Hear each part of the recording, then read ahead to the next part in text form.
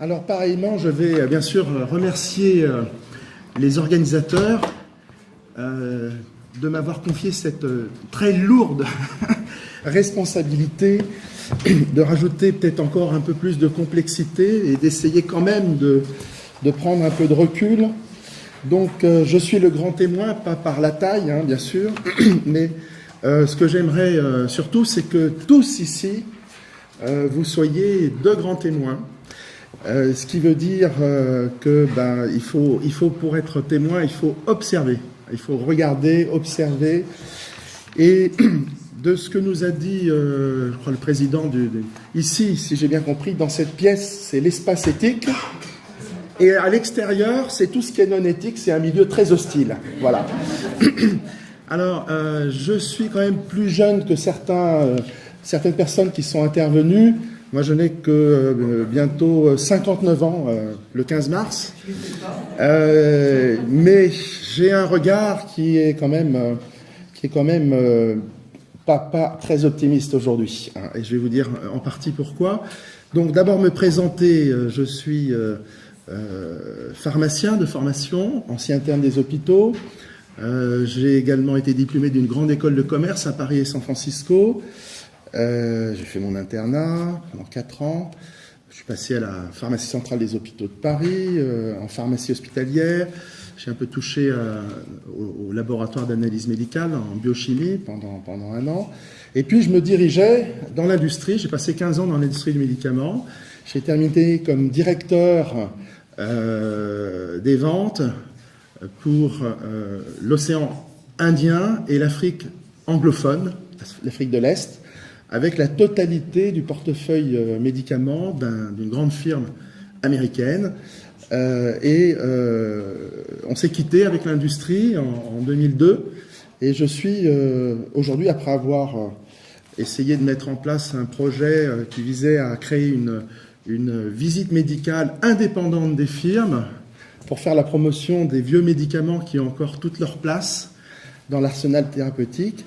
Et je suis donc consultant, expert conseil pour une prise en charge médicamenteuse mieux sécurisée, plus pertinente et plus efficiente. Alors ce ne sont que des gros mots, évidemment, c'est très embarrassant, très gênant d'essayer d'avancer là-dedans. Je présente mon absence de lien d'intérêt, vous ne me trouverez pas sur la base Transparence Santé. Je suis membre de l'association Formindep, qui milite pour une formation et une information médicale indépendante de tout autre intérêt que celui de la santé des personnes.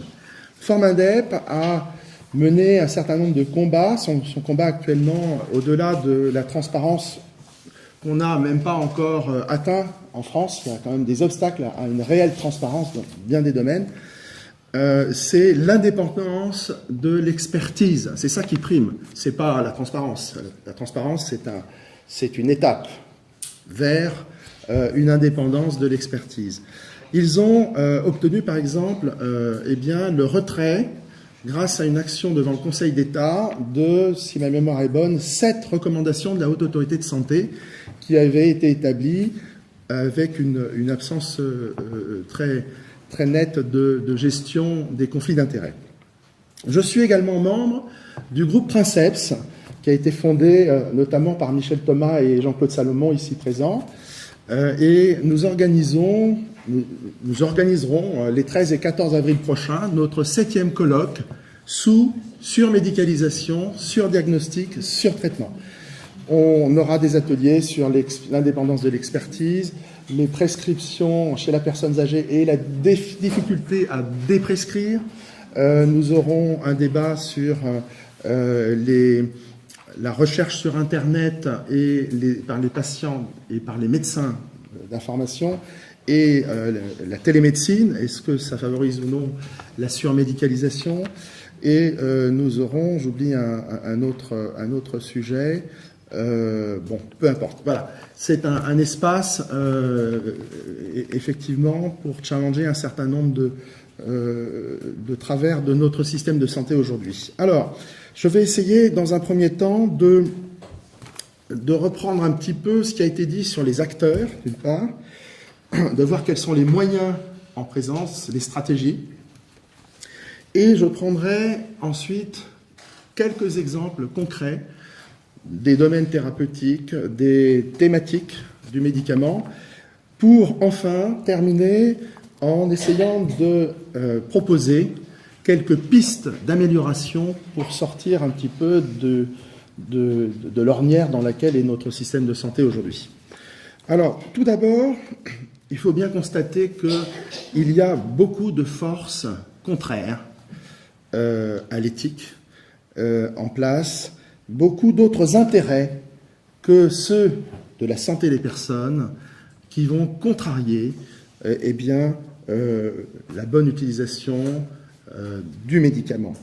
Alors, au premier chef, ce sont bien sûr les firmes pharmaceutiques elles-mêmes et la place qu'on leur laisse dans notre système. Alors, il y a des problématiques d'argent, de pouvoir, de stratégie marketing. Alors, un petit mot sur les stratégies. Ça a été décrit, il y a des publications dans des grandes revues. Vous avez en gros un certain nombre de stratégies qu'utilisent les firmes pharmaceutiques pour développer, évidemment, leur seul intérêt, leur seul objectif, c'est d'augmenter leurs ventes, d'augmenter leurs profits. Bon. Et donc, qu'il y ait le plus possible de patients traités avec les médicaments qu'elles produisent. Et donc, la première des stratégies, c'est d'exagérer l'efficacité, la perception de l'efficacité des médicaments qu'elle propose. La deuxième chose, c'est de minimiser, à contrario, les effets secondaires, les événements indésirables liés aux médicaments. Ensuite, c'est aussi de privilégier des prescriptions dans des indications qui ne sont pas autorisées, ce qu'on appelle le hors AMM. Voilà. Alors, il y a le disease mongering dont on a parlé, la création de maladies.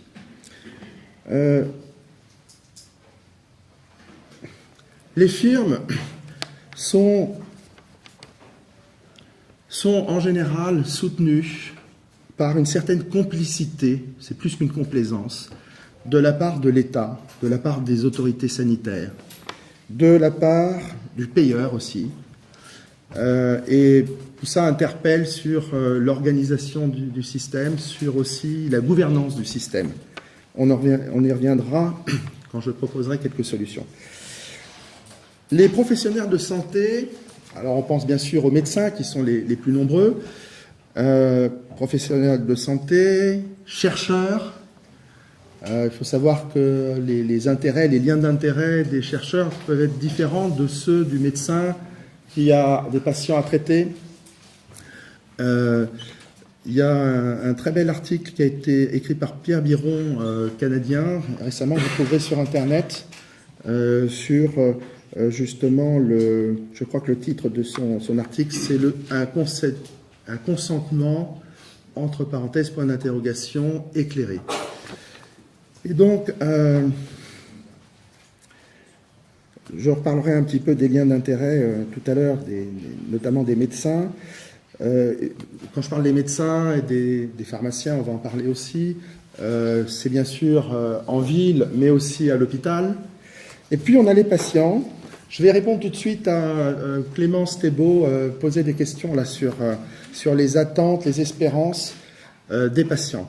Alors, je voudrais dire deux choses très rapidement. C'est quand on regarde des enquêtes qui ont été faites auprès de patients cancéreux, avec une maladie avancée, métastasée, dans des cancers qui tuent aujourd'hui, et que l'on recueille leurs opinions, et que l'on constate qu'ils sont 70 ou 80% à penser que la chimiothérapie qu'ils reçoivent à titre compassionnel va les guérir, c'est quand même très interpellant. Ça veut dire que, quelque part, le patient n'est manifestement pas informé correctement et loyalement.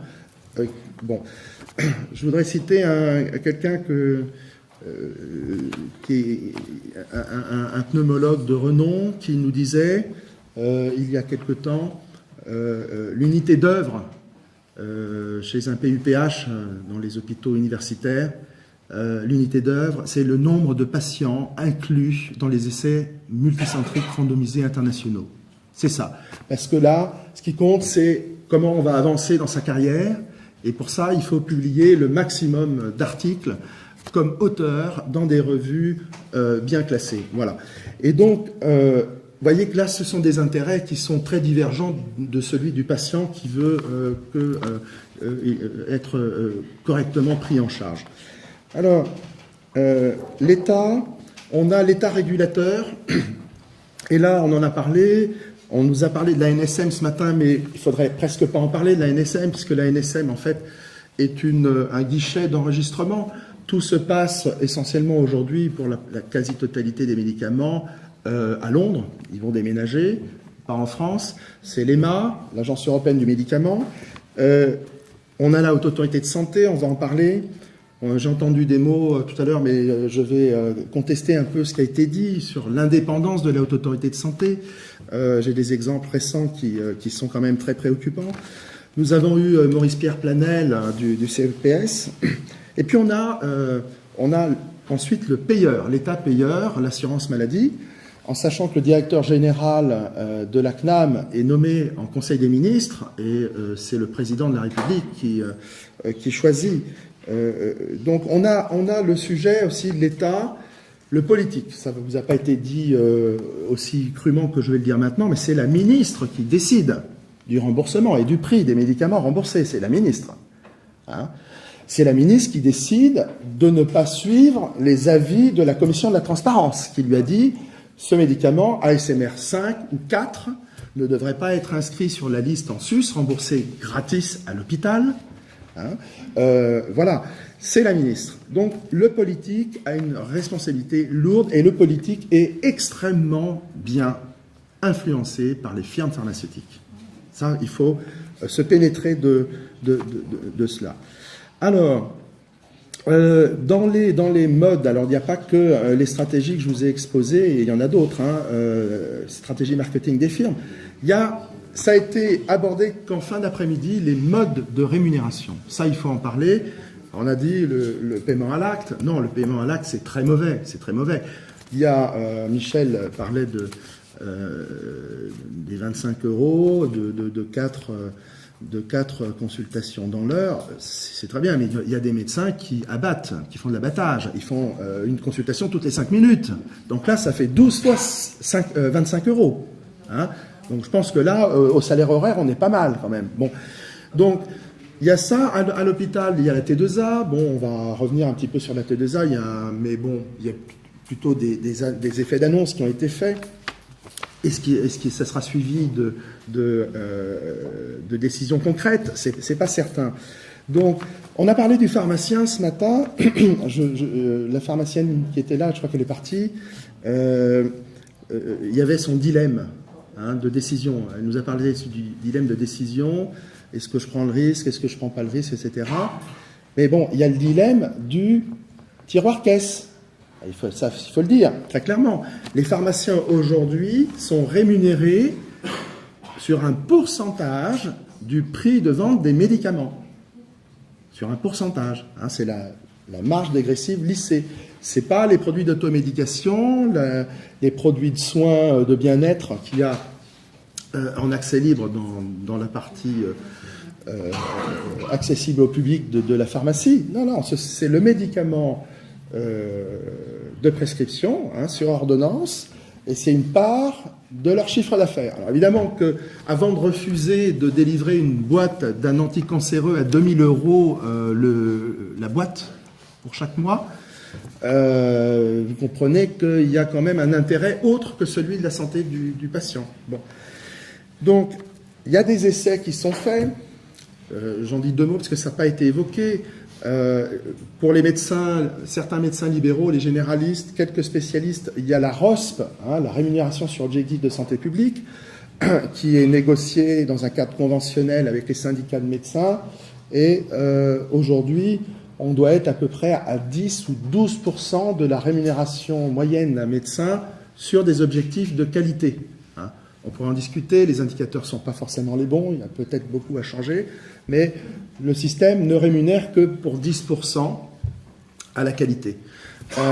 Pour les pharmaciens, il y a une piste là qui va être déployée prochainement. Ça s'appelle, c'est un travail supplémentaire qu'on donne aux pharmaciens, qui est le bilan de médication, qui va consister à analyser au cours d'un entretien avec les patients de plus de 75 ans ou les patients de plus de 65 ans qui ont une ALD, une affection de longue durée, de faire une analyse avec le patient de son ordonnance. Aucun objectif concret de diminution, de réduction du nombre de lignes, aucun objectif d'interruption de traitement dit particulièrement iatrogène chez la personne âgée n'a été acté. Vous voyez, bon, voilà, le genre. Ça, c'est un sujet qui va être récurrent dans ce que je vais vous dire. Je vais essayer de ne pas dépasser non plus mon temps de parole, qui est de 20 minutes normalement, que j'ai déjà dû bien entamer. Et donc, on a, soi-disant, des autorités de régulation qui sont là pour essayer de tempérer et de faire en sorte que l'efficience, la pertinence, la sécurité des soins s'améliorent. Bon, mais en réalité, il ne se passe rien. On est un pays où il ne se passe pas grand-chose. Alors, je voulais prendre quelques exemples comme ça pour vous mettre un peu le cafard, là, hein, parce que on nous a parlé ce matin d'hépatite C, c'est l'économiste du Centre anticancéreux de Marseille, là, qui a dit on guérit de l'hépatite C. Mais qu'est-ce qu'on appelle guérir? Le critère de jugement d'efficacité de tous ces médicaments jusqu'à présent, c'est quoi? C'est la disparition de l'ADN viral du sang 12 semaines après l'arrêt du traitement. Ça ne veut pas dire qu'il n'y a pas de virus encore dans le foie. Non. Ça ne veut pas dire que le patient va vivre plus longtemps. On n'en sait rien. On attend les résultats, il faudra attendre. L'hépatite C chronique est une pathologie qui évolue sur 30 ans. Sur 30 ans. La certitude que l'on a d'avoir à la fois une disparition de l'ADN viral du sang avec un médicament et d'avoir une réduction de la mortalité, on l'a uniquement avec un médicament de l'ancienne génération, l'interféron pegylé, associé ou non à la ribavirine. Avec les nouveaux antiviraux à action directe, on n'a pas encore cette preuve. Et les résultats qui arrivent, les premiers résultats cliniques sont très préoccupants. Réactivation précoce à 6 mois chez 30% de carcinome hépatocellulaire. D'accord?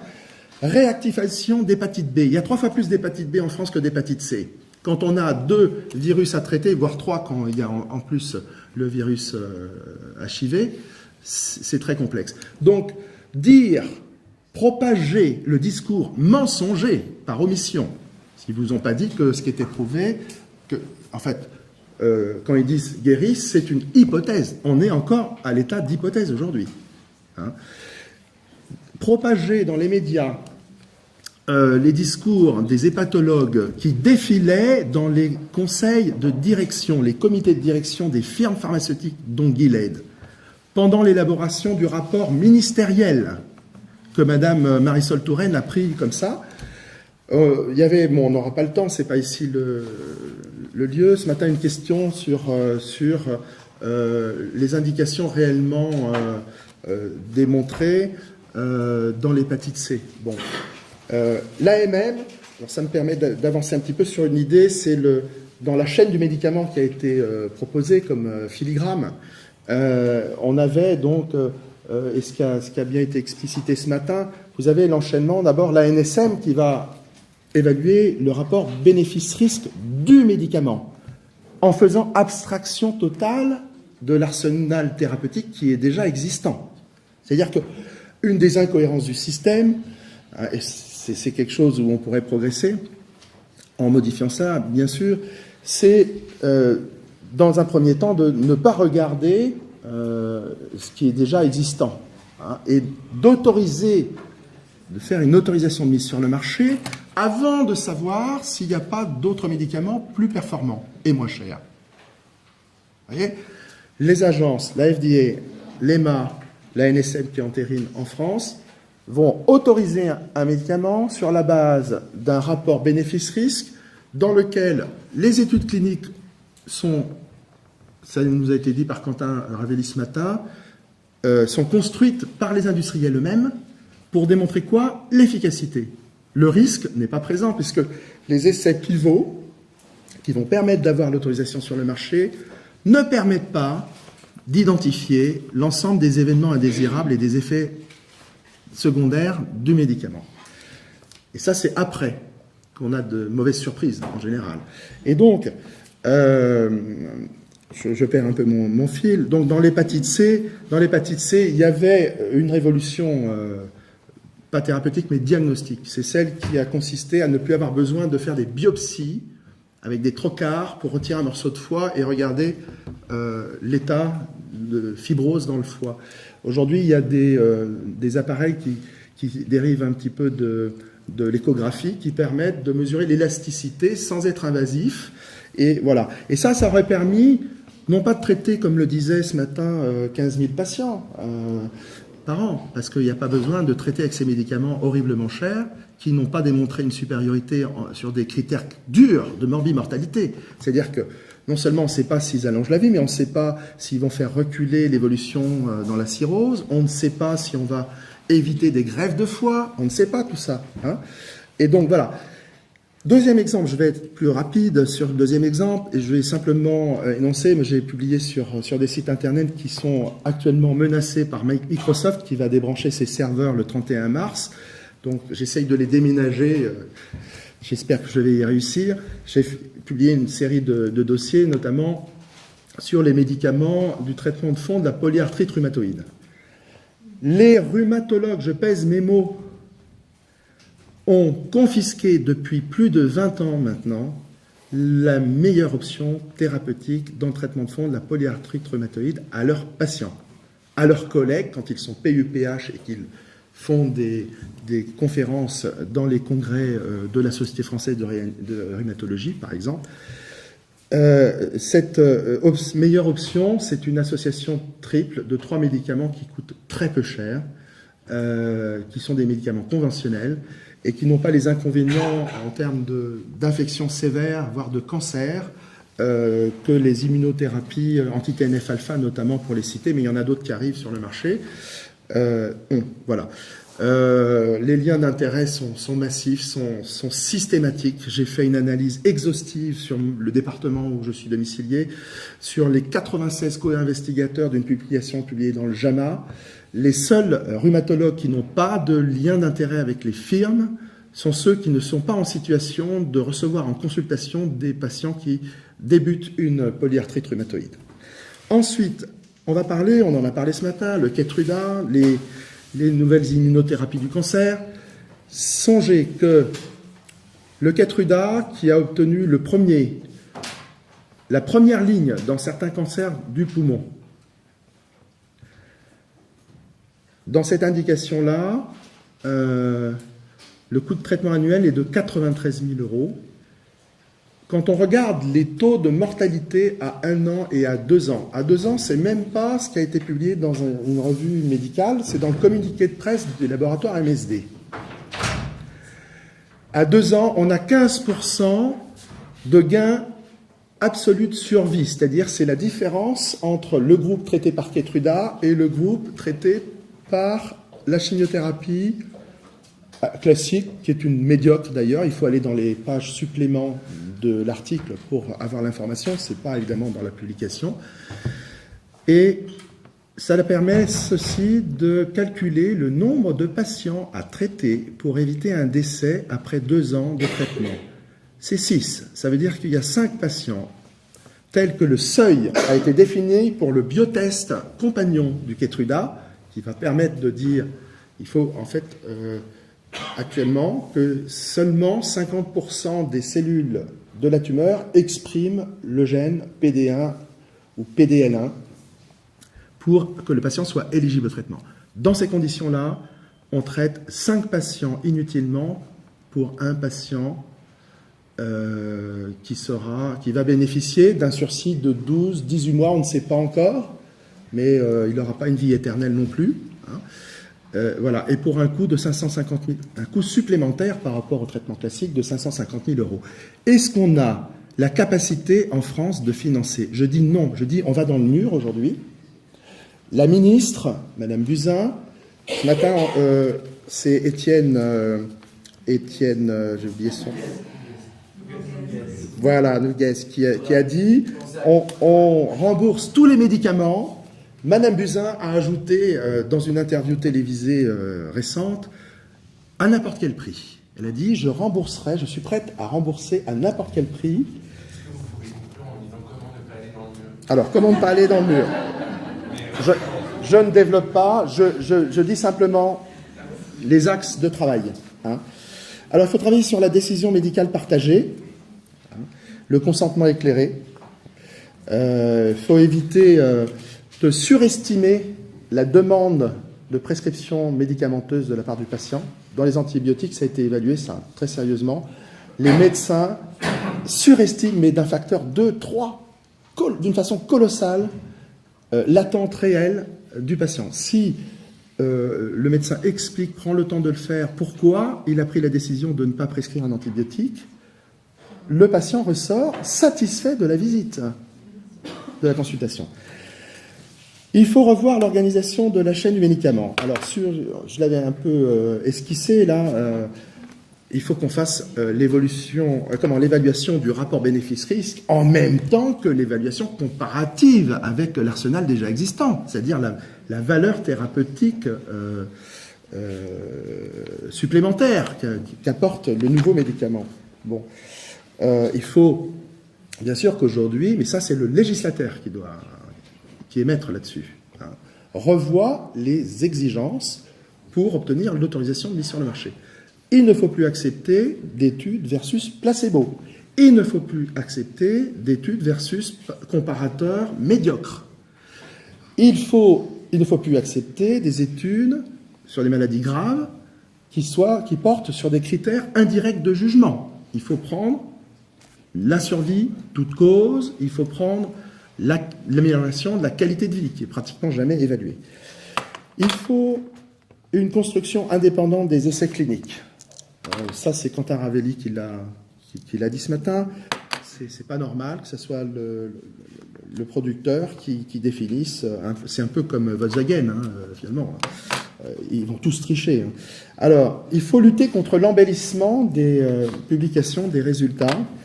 Là, il y a quelqu'un en France qui fait un travail remarquable là-dessus, c'est Hervé Maisonneuve, qui tient un blog. Je vous conseille de lire ce qu'il écrit.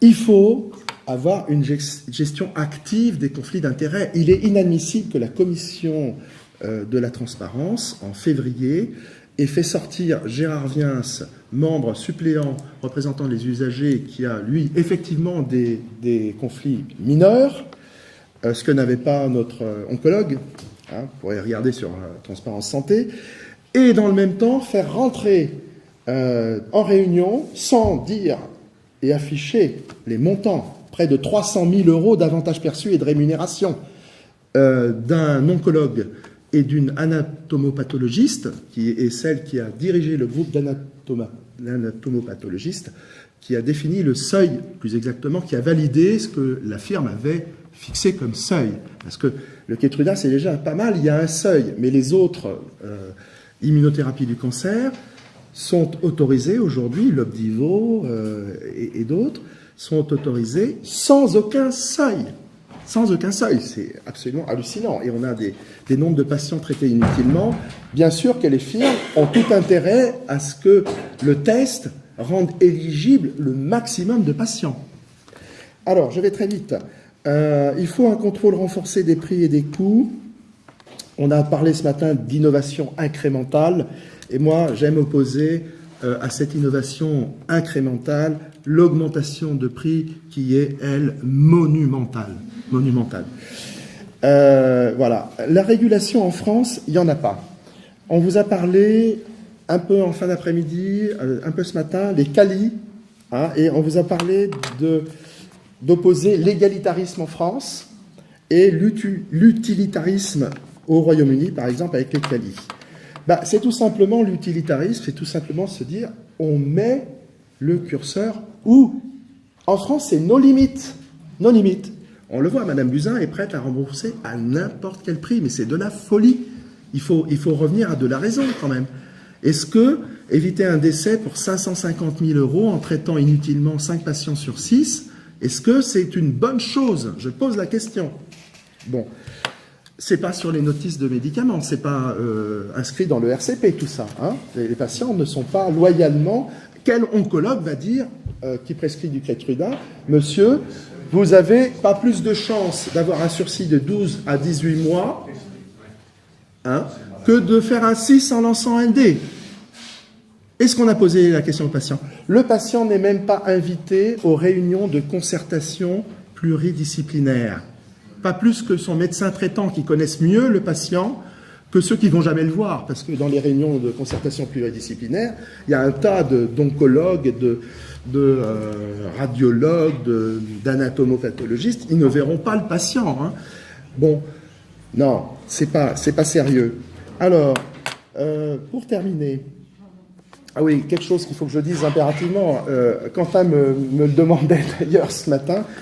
J'ai travaillé pour des caisses primaires d'assurance maladie sur des campagnes expérimentales de maîtrise médicalisée, de visite de leurs délégués de l'assurance maladie chez les médecins.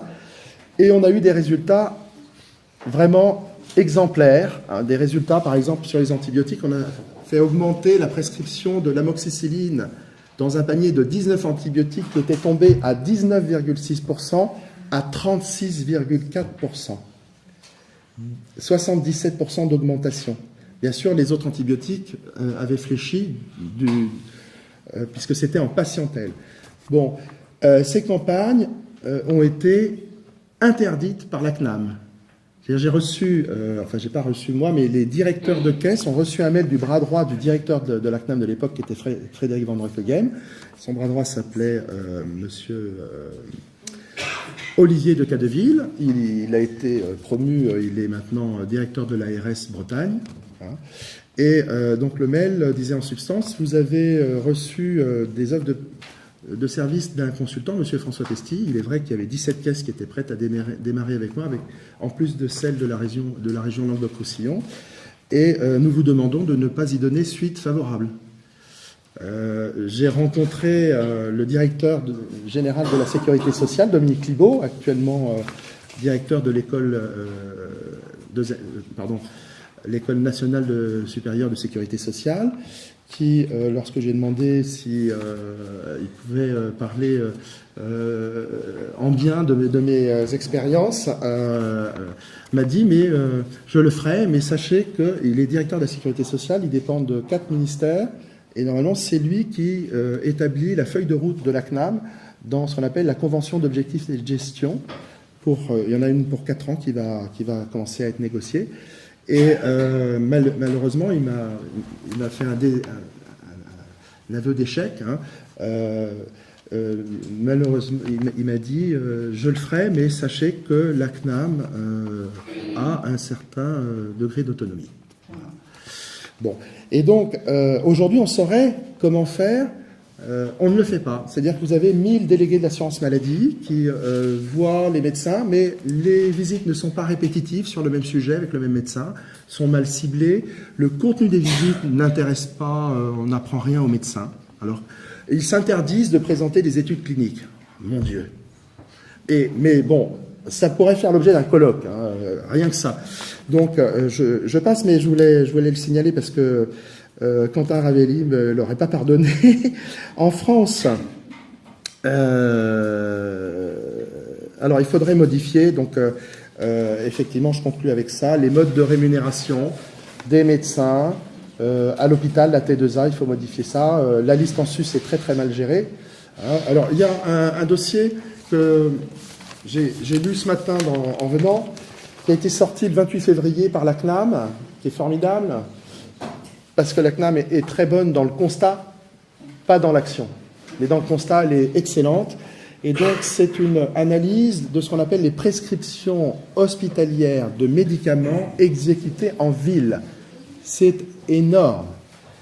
Ah oui, alors je voulais contester, c'était un de mes objectifs, je termine par là, l'affirmation péremptoire de M. Maurice Pierre Planel ce matin, les dépenses sont maîtrisées. Alors, voilà des dépenses qui ne sont pas maîtrisées. La CNAM, plus 8% en moyenne annuelle depuis 12 ans, entre 2004 et 2016. Donc ce sont les médicaments prescrits essentiellement par des médecins spécialistes en consultation à l'hôpital, chez un malade qui vient en consultation et qui repart, et qui va aller, avec son ordonnance, chercher ses médicaments en officine de ville. Là-dedans, on a des anticancéreux Péros, on a les seringues injectables en sous-cutané pour la polyarthrite rhumatoïde, aussi cher. On a un certain nombre de ces médicaments-là. Excuse-moi d'interrompre, mais à l'hôpital, ils ont aussi une méthode, c'est que pour pas que ça impacte de budget sur l'hôpital, ils font des ordonnances de sortie aux patients quand ils sortent le week-end. Voilà. Donc au lieu que ce soit pris à la pharmacie centrale, c'est compté là-dedans. Tout à fait, c'est compté là-dedans, comme toutes les ordonnances. Non mais aussi comme toutes les ordonnances de sortie d'hospitalisation et celles qui sont faites au service d'accueil des urgences. Bon. Ces prescriptions hospitalières exécutées en ville de médicaments, c'est sans doute de l'ordre de 7 milliards d'euros en 2017. On n'a pas encore les chiffres, ils ont analysé 2016 là. C'est-à-dire que c'est plus que la somme des dépenses de médicaments rétrocédés, où on va trouver les médicaments, les antiviraux action directe, et de la liste en sus, où on a 1,5 milliard d'anticancéreux et 1,5 milliard d'autres médicaments. Donc, c'est considérable. Il y a aujourd'hui, il faut le dire, le savoir, aucune régulation, que ce soit la rémunération sur objectif de santé publique, la ROS, la visite des dames, qui ne produit aucun résultat. Dernier, et j'arrête, c'est promis, Madame Buzyn, le 14 novembre 2017, a fait une conférence pour introduire un colloque qui était la pertinence du concept à l'action, et elle a promu la pertinence.